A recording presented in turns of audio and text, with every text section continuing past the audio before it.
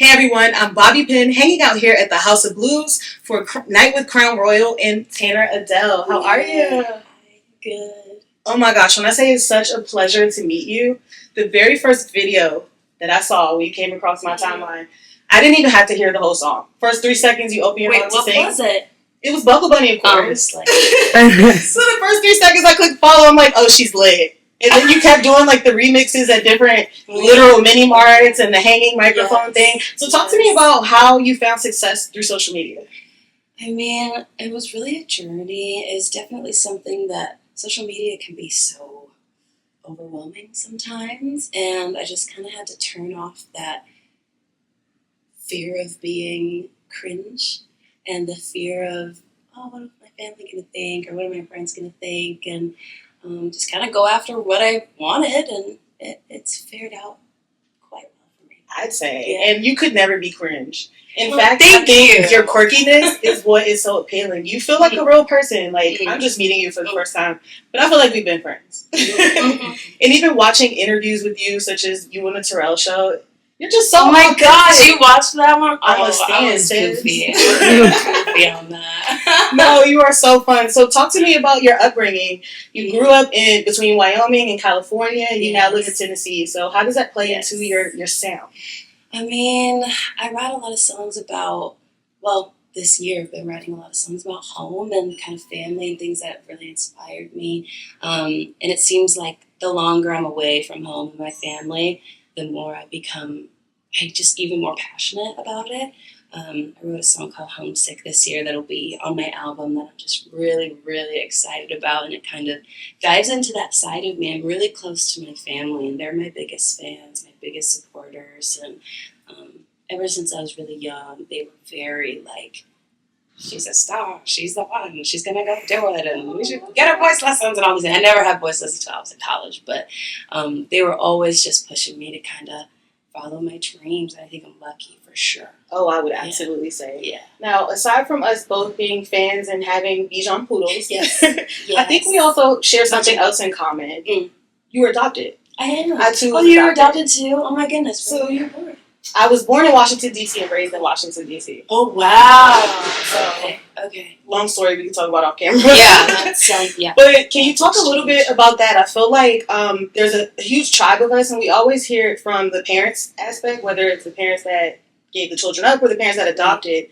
But talk to me about your experience, and absolutely even more so that you were so supported and loved and your dreams are fulfilled. So, yeah, I mean, I wish there was a short version that I could tell you. There's so many different aspects of my adoption story and how my life has kind of fallen together, but it's truly just kind of in my blood. I was always dancing and singing, and people would ask my parents, where did she get it from? Literally, because they had no idea, and that was always their answer is, we don't know.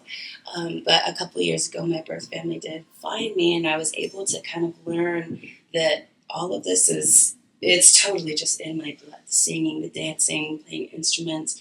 I found out my birth dad was a rapper in Atlanta in the 90s. Yeah.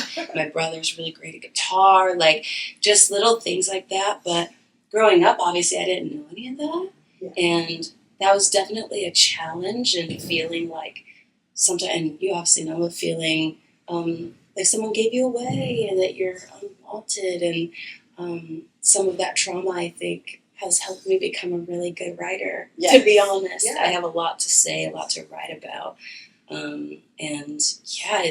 I've never thought of my adopted parents as anything other than, she's literally an emotional support animal, and so she feels me right now. She's like, oh, she's feeling a little bit of nerves and anxiety talking about it. I'll talk about it a lot. I'm glad. I'm like, I don't want to be uncomfortable. No, not at all. I relate to that. I love knowing that you're adopted too. It's something that, I don't know if it'll ever be a full healing, but I do feel like my whole life I never looked at my parents or my siblings like they were anything other than just my family. Yeah. You know?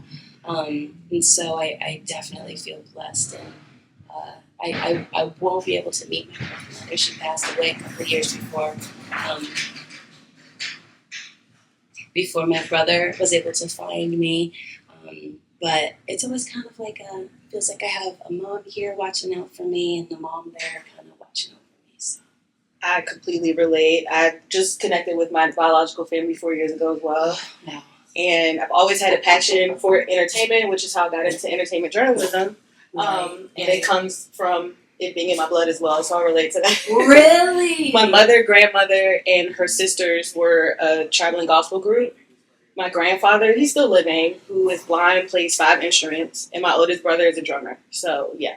Isn't that crazy? I'm freaking out right my now. whole life, I always thought, nurture versus nature, and I always felt like I was a lot like my adopted dad, and he's very like, bare feet and like keep the peace.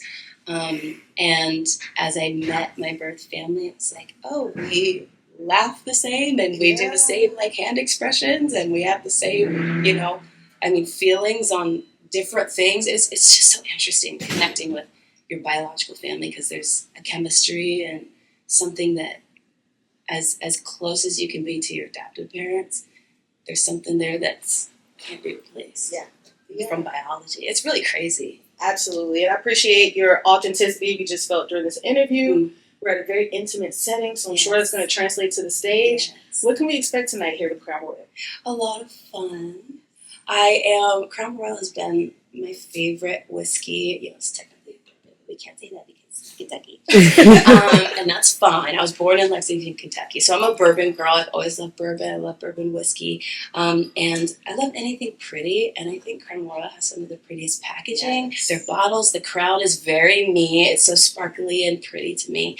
But it weirdly also, Nurture versus Nature, was my birth dad's favorite whiskey. So it's kind of interesting to have like met him and see that, and it kind of feels like something that we also connect on as well. So he's real proud of me. He's been messaging me today actually. It's like, oh yeah, going out there for Crown. Period. Runs in the family, I guess. There it is. Thank you so much, Crown Royal, for bringing us together, and thank you, Tanner, for making time for me. I'm looking forward to seeing you hit that stage, girl. So let me let you get ready.